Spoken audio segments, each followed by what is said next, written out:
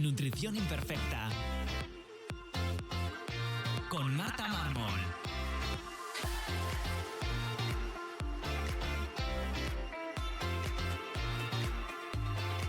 Bienvenidos a Nutrición Imperfecta, el podcast de Marta Mármol. Un lugar para aprender a cuidarte y a empezar a ver la nutrición como una aliada para recuperar tu salud y encontrarte mejor. Te recuerdo que puedes descargarte mi ebook gratuito Síntomas digestivos, la gran epidemia en martamarmol.com/ebook. Y que si quieres que te acompañemos en tu caso particular para mejorar tu salud, puedes reservar tu consulta individual con cualquier persona del equipo en martamarmol.com. Y antes de empezar este episodio quería contaros que han salido ya las votaciones de la sexta edición de los premios del podcast de iVoox, que son los premios que da la audiencia, y se clasifican en diferentes categorías y me he presentado con Nutrición Imperfecta la categoría de salud. Así que si quieres apoyar este contenido, como siempre os pido, pues una de las maneras es esta. Os voy a dejar el enlace para votarme, el enlace directo en las notas del programa en martamarmol.com/podcast, pero si no es tan sencillo como meternos en la aplicación de iVoox, que tiene que estar actualizada si no da error, y votar mi podcast Nutrición Imperfecta si te gusta, si te acompaño y si te ha resultado útil en algún momento. Y tras esto, tras otro momento de spam, te dejo ya con el episodio de hoy. Bienvenidos a Nutrición Imperfecta. Hoy vamos a hablar de los errores más comunes que me encuentro al tratar la infección por Helicobacter pylori. No sé si sabéis, pero seguramente si escucháis este podcast, que el Helicobacter pylori es una bacteria comensal, es decir, pertenece a nuestra microbiota de forma normal, pero que cuando crece en el estómago de forma patógena, pues genera muchos de los síntomas que os contaba y os hablaba ya en el episodio 48. Luego también hice otro episodio en el 102 donde explicaba cuándo y cómo tratar el Helicobacter pylori, pero bueno, tan solo como introducción para poner en contexto en este nuevo episodio sobre el Helicobacter pylori, os contaré que el Helicobacter, como os decía, es una bacteria que puede crecer en el estómago cuando hay un ambiente insuficientemente ácido, ¿no? Cuando hay unas condiciones adecuadas que permitan a la bacteria sobrecrecer. Recordad que al final el ácido del estómago tiene muchas funciones, pero entre otras nos protege del crecimiento de patógenos. Es decir, si hay un ambiente suficientemente ácido como debería ser, va a evitar este crecimiento de Helicobacter pylori en este caso. Y además, el Helicobacter pylori va a hacer que el ambiente sea poco ácido para favorecer su crecimiento, ¿no? Al final, uno por otro, siempre decimos, y creo que os lo comentaba en el primer episodio que hablé sobre Helicobacter, en el número 48, que os lo dejaré enlazado, que es antes el huevo o la gallina. Yo creo cada vez más que lo primero no es tener poco ácido. Que luego encima el Helicobacter haga todo lo posible para que ese ambiente poco ácido se mantenga, sí, pero una de las claves es tener poco ácido para que crezca. Este Helicobacter pylori, cuando crece metiéndose de forma helicoidal, por eso se llama Helicobacter, como una broca de un taladro, así me lo imagino yo, en la mucosa gástrica, esa capa de moco que tenemos que nos protege el estómago, y la va degradando poco a poco. Y produce síntomas como reflujo, acidez, dolor en la boca del estómago, muchos eructos, dolor al comer, náuseas, digestiones pesadas y, entre otros muchos síntomas, y también otros síntomas extradigestivos, como pueden ser, una consecuencia que es la falta de B12, cansancio, migrañas, entre otros. La forma que tenemos de detectarlo es cuando tenemos todos estos síntomas, si se sospecha de Helicobacter, puede ser a través de un test de aire expirado de ureasa, y también si nos hacen una gastroscopia, nos toman una biopsia y ven presencia de Helicobacter pylori.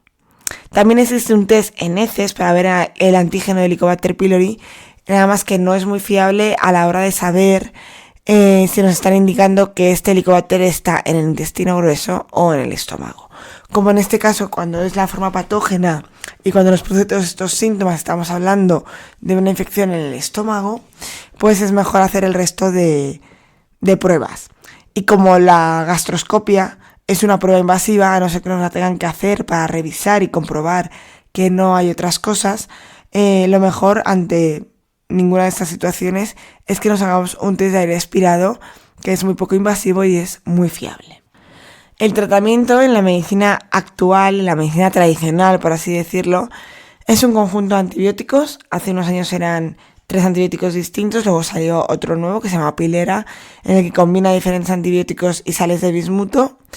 Pero al final, pues se trata como una infección grave a la que atacar por todas las vías posibles, ¿no? Y esta cantidad de antibióticos genera varias cosas. Primero, que estamos matando el Helicobacter pylori a una gran velocidad y esta muerte de bacterias genera también mucha toxicidad. Entonces, por tanto, generamos como mucho desecho, saturamos el hígado. Mucha gente no termina el antibiótico, esto te lo dicen claramente, mira, es que a los 5 días no he aguantado y he tenido que dejar el antibiótico. Esto es muy frecuente y no es por el efecto del antibiótico como tal, sino porque estamos saturando el hígado y se genera un nivel de toxicidad interno que duele la cabeza, duele el estómago, duele todo.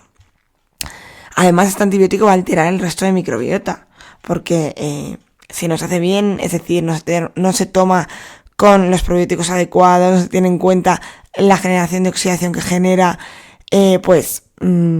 destrozamos la microbiota como con cualquier otro antibiótico. Y además, muchas veces se hacen varias tandas, eso también es muy frecuente, que luego lo veremos. Y muchas veces una infección por Helicobacter pylori termina derivando en otros problemas digestivos tras la toma de antibióticos. Esto también es muy frecuente verlo en consulta cuando alguien te viene con otro tema, a lo mejor un sobrecrecimiento, una disbiosis, muchas diarreas, estreñimiento. Yo siempre busco cuándo empezó todo esto, ¿no? Cuando empezó a dolerte, qué ocurrió hace años, qué ocurrió en esa época. Y es muy, muy, muy frecuente que haya un inicio de tuve el Helicobacter pylori y me lo trataron. Entonces, también eso hay que tenerlo en cuenta porque a lo mejor antes no lo sabíamos y al final la experiencia clínica pues también nos da algunas alarmas de decir, esto se repite demasiado, ¿no?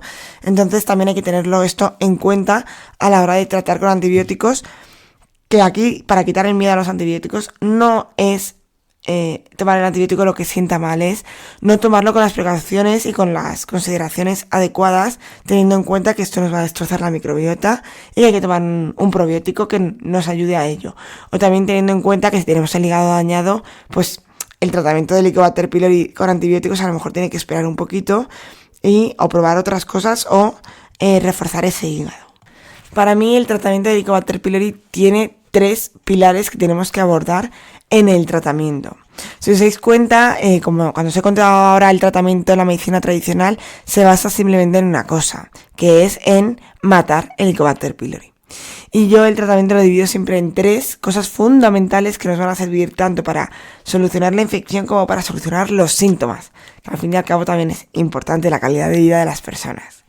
Entonces, por un lado, el primer pilar es la infección. Evidentemente tenemos una infección por una bacteria que está en su forma patógena y que además que se ha relacionado en muchos casos con cáncer gástrico. No todo el mundo que tiene Helicobacter pylori deriva en cáncer gástrico, que eso también me llega mucha gente con mucho miedo al haber leído sobre esto. No sé si no me sé el dato exactamente, pero creo que un 50% de la población española tiene Helicobacter, por tanto no podemos decir el Helicobacter va a ser causa directa de un cáncer gástrico, porque no es así. Pero es verdad que es una papeleta más, entre otras muchas condiciones que se tienen que dar, y está relacionado con que derive en cáncer gástrico. Con esto quiero decir, el Helicobacter pylori hay que tratarlo, ¿vale? Esa infección hay que tratarla. No siempre hay que tratarla con antibiótico obligatoriamente, y es lo que yo quiero ver hoy. El segundo pilar fundamental que nadie trata, que no se trata desde la medicina tradicional, muchos de mis compañeros evidentemente claro que la tratan, es la mucosa. Al final, recordad que os he dicho que el Helicobacter crece metiéndose como una broca y degradando la mucosa. La mucosa gástrica tiene 2 funciones, reduciéndolo, simplificándolo. Una, protegernos del ácido del estómago, ya que tiene que ser un ambiente muy ácido y ese moco, esa mucosa nos va a proteger. Y otra es la fabricación de este ácido, porque en esa mucosa es donde se alojan muchas de las células encargadas de generar el ácido, como son las células parietales. Entonces, tener dañada la mucosa va a ser causa de muchos de los síntomas que relacionamos con el Helicobacter pylori. Esto es muy común, quitar la infección y que te digan las personas, mira, ya he salido negativo en el test de Helicobacter, pero en cambio es que sigo teniendo los mismos síntomas o más. Sigo teniendo dolor al comer, sigo teniendo acidez, reflujo, dolor en la boca del estómago, bebo agua o la bebo muy despacito o me sienta fatal, me cae como si fuese una piedra al estómago. Todo eso es tener dañada la mucosa. Tenéis un episodio específico sobre gastritis, que al final no deja de ser una inflamación de la mucosa, y explico y hablo de muchas cosas que podemos usar para regenerar esta mucosa. Por tanto, parte del tratamiento va a ser centrarnos en regenerar esa mucosa. Evidentemente, habrá gente que la tenga más dañada o menos. Y eso también va a depender de la carga que tengamos del Helicobacter pylori y también va a depender del tiempo que llevemos con esta infección. Y la recuperación, como os decía en ese episodio de gastritis, va a depender muchísimo de cada uno. Hay gente que recupera en la mucosa muy rápido, que responde muy bien a cualquiera de los suplementos que doy o de los alimentos. Y hay gente que no, que tarda bastante más. Pero bueno, esto como todo, cada uno responde de una manera y por eso es importante que también adecuemos el tratamiento al ritmo y a las necesidades de cada paciente. Si no, sería muy fácil dar algo para todos y no siempre funciona. Y el tercer pilar, y yo creo que en realidad vamos casi por el orden que hay que hacer, es recuperar el ácido del estómago. De eso también tenéis otro episodio, que es el episodio de la hipocloridria, que en el que os explico por qué es tan necesario el ácido, cuáles son sus funciones. Y en este caso, pues como ya sabéis, es recuperar ese ácido en el estómago para que el ambiente sea ácido y nos proteja. Sí. Yo solo quito en un escenario de un tratamiento de medicina tradicional. Yo tengo el Helicobacter pylori con la mucosa muy dañada y por supuesto poco ácido. Y yo trato el Helicobacter y la prueba me sale negativa. Todos los síntomas derivados de esa mucosa dañada y ese poco ácido van a seguir estando, ¿vale? Es normal. Yo he quitado la infección, he barrido, por así decirlo, pero no he recuperado ese ambiente que va a hacer que no vuelva a crecer. Si yo mantengo luego un ambiente poco ácido, una hipocloridria, estoy dando la situación perfecta para que el Helicobacter vuelva a crecer. Entonces, en cualquier otro momento puede desarrollarse. Por eso mucha gente dice que ha vuelto a tener, que ha tenido recidivas, que es resistente. No. Es que tú has matado a la infección. Ahora tienes que cambiar las condiciones de ese estómago para que no vuelva a poder crecer. Y tendrás que cambiar las condiciones de esa mucosa para que no genere esos síntomas de poco ácido, de dolor al comer, de una gastritis, de que te moleste que hay que beber agua, etc. Por lo tanto, una vez que hemos contextualizado, en el episodio de hoy quería hablar de los errores más comunes que yo me encuentro al tratar el Helicobacter pylori. Y muchos los iréis viendo ya por, como os he dicho yo, los 3 pilares en los que me centro al tratar el Helicobacter pylori. Muchos de ellos pues están relacionados con esto, ¿no? Bueno, el primer error que quería remarcar es usar antibióticos a lo loco, como he dicho antes, sin probióticos, sin hacer nada más, como único tratamiento, como pensar que es una infección sin más, como quien se coge una pulmonía y tenemos que ir a tope a matar esa bacteria. No es así, es una bacteria que pertenece a nosotros y se han dado las condiciones para que crezca. Por lo tanto, el tratamiento antibiótico, ya sea alopático o natural, tiene que estar, porque hay que matar esa infección, pero no nos podemos quedar ahí. Es como quedarnos en un primer paso de 10. Es decir, usar antibióticos a lo loco como único protocolo, que es lo que se hace, y sin tener en cuenta también las condiciones y el estado de esa persona. Por supuesto, y muy enlazado a este error, lo veo muy común, es que si no se ha conseguido erradicar a la primera la infección, seguir tratando de hacer varias tandas de pilera o de antibióticos, triples antibióticos, además con poco tiempo entre ellos. No funciona y no pasa nada. Todo tratamiento tiene sus límites y pilera, la efectividad de pilera en los estudios no es del 100%. ¿No? Si fuese del 100%, hay veces que decimos, venga, va. Asumo los riesgos que tiene, intento hacer más pequeñitos estos estos efectos secundarios, como puede ser alterar la microbiota, esa disbiosis que nos puede generar, ese SIBO que puede generar a la larga. Intento controlarlo muy bien con el resto de hábitos de vida y a lo mejor con unos probióticos, pero con Pilera me voy a asegurar al 100% de que se cura. No, esto no ocurre. No tenemos esa efectividad del 100% ni en Pilera ni en aceites esenciales o tratamientos más naturales. Por supuesto que no. Pero eso yo siempre lo dejo claro en consulta. Ninguno de los dos es 100% efectivo. Entonces, si no nos funciona uno, vamos a probar el otro. Por el orden que tú quieras empezar. Hay pacientes, yo aquí les explico todo y el paciente elige. Hay gente que prefiere tirar por antibióticos primero. No te preocupes, no pasa nada. Yo te lo voy a pautar vamos a contextualizarlo y hacerlo todo de manera ordenada. ¿Que quieres probar primero con aceites esenciales, con algo más natural?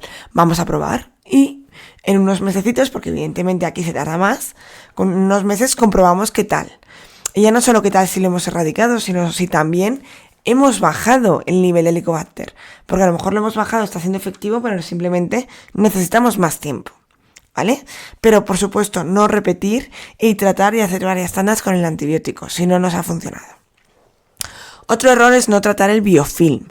Yo no lo trato de primeras, a no ser que veamos que esto no reacciona, ¿vale? El biofilm es una capa proteica que generan las bacterias, los hongos también. Es una forma de protegerse, es una forma de hacerse resistente. Y por tanto se han generado ese biofilm y yo me tomo un antibiótico, hay una resistencia total y evidentemente pues no va a hacer efecto. Entonces muchas veces hay muchos Helicobacter pylori muy resistentes y es porque han generado biofilm y hay que tratarlo con enzimas proteolíticas, ¿vale? Porque al final, como os he dicho, es una capa proteica, pues con las enzimas proteolíticas fuera de las comidas vamos a ir tratando esa capa de proteínas.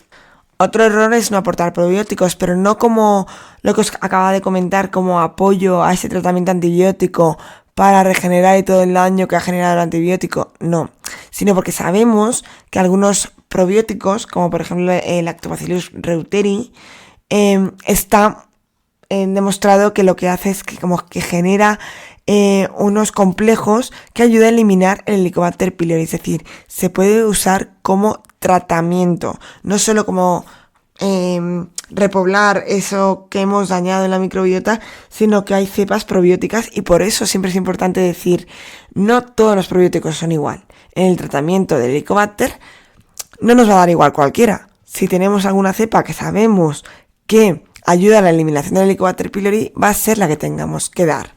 Por eso me da rabia cuando nos vienen pautados probióticos en general, ¿no? Nadie pauta medicamentos en general.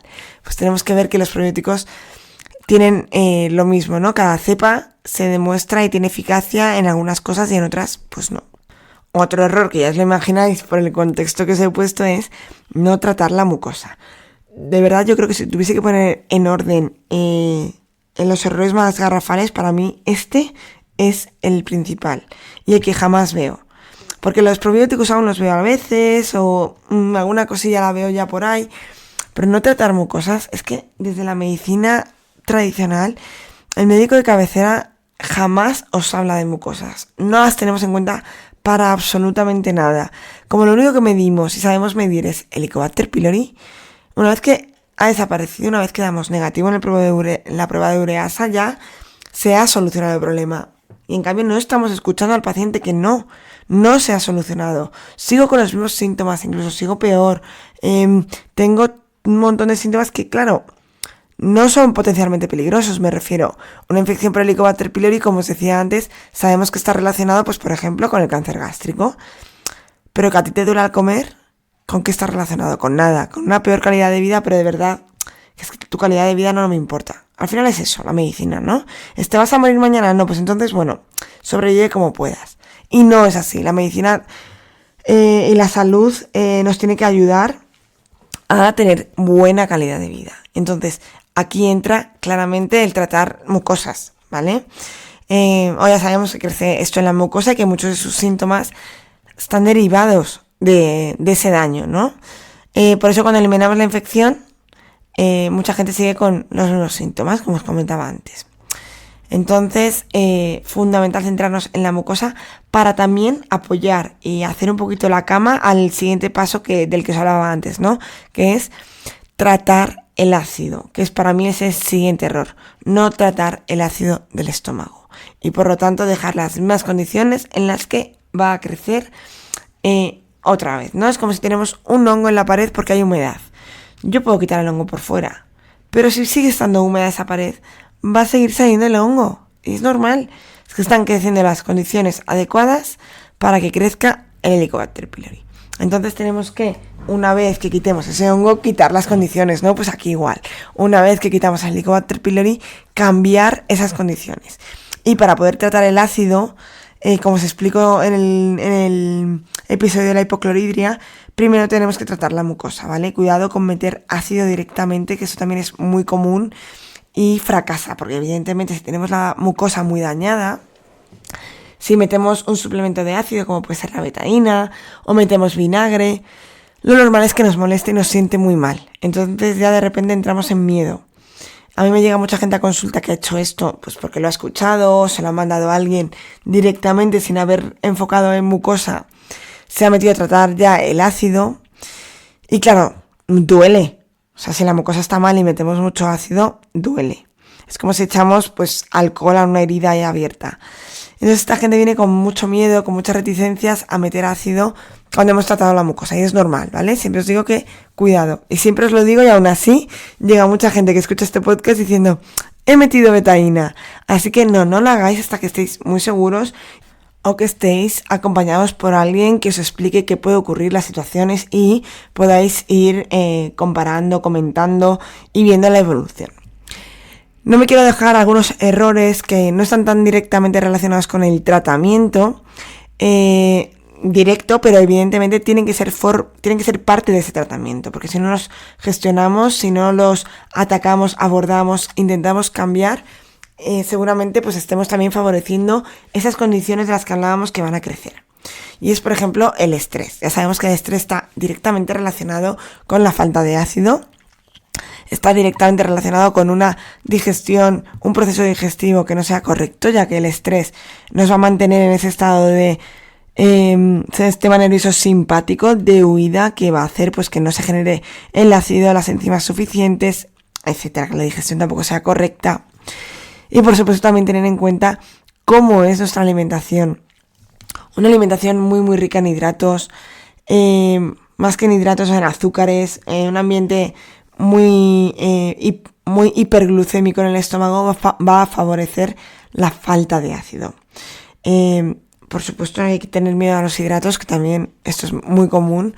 No, es equilibrar ese plato, que ese plato también tenga otras cosas que bajen el índice glucémico de los alimentos y también que no sea siempre así. Utilizar una estrategia de mucha glucosa para un deportista, por ejemplo, puede ser útil, pero que no sea siempre. Por supuesto, en la alimentación también tener nutrientes suficientes para nutrir que todas las células de nuestro cuerpo funcionen. Una de las cosas que nos faltan en las mucosas es que, porque las hemos ido degradando, nos faltan nutrientes. Y muchas veces cuando aportamos suplementos que son vitamina A, zinc, magnesio, de repente la gente mejora la mucosa. ¿Por qué? Porque les faltaban esos nutrientes, los tenían en déficit. Molibdeno también es algo que doy mucho para las mucosas. Y de repente esas personas mejoran. Por lo tanto, tener en cuenta la alimentación para poder aportar todo esto. Y por supuesto la suplementación a veces es necesaria porque con la alimentación, por desgracia, muchas veces no tenemos suficiente. Y luego los hábitos de vida son fundamentales. Evitar fumar, el alcohol, descansar bien, hacer ejercicio, tener vida social. Todo esto, si no lo abordamos, si seguimos igual y pensamos que es que nos ha tocado tener una infección de Helicobacter pylori y yo en cuanto me la quite sigo con mi vida porque no tiene nada que ver, es muy normal y muy frecuente que vuelva este Helicobacter pylori y además que las consecuencias de las que hablábamos no se mejoren, porque no estamos dando los nutrientes suficientes ni las condiciones para que esa mucosa se regenere. Entonces, bueno, pues es normal que si no atendemos a todo esto, si lo vemos simplemente como en una infección que me ha tocado, me la quito y sigo con mi vida, pues normal es que nos dé dolores de cabeza hasta años después porque no mejoré de todo el estómago.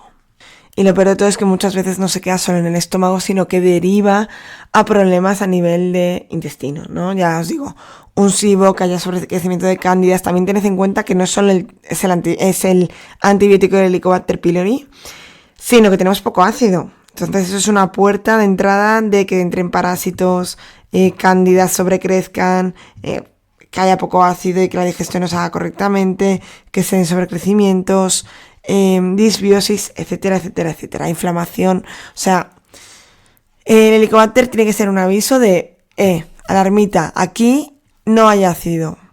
Alarmita, aquí he conseguido sobrecrecer, por lo tanto, atiende a todas estas situaciones. Y por supuesto, yo siempre lo recomiendo. Son muchas cosas que tener en cuenta, cada uno lo siente, lo vive de una manera. Lo mejor para mí es que os acompañéis de alguien, porque yo lo veo muchísimo. Cuando tratamos en consulta llega gente que lleva muchos años y a lo mejor en unos meses, vamos a poner un año para no ser tampoco súper optimista, estamos mejorando todo esto.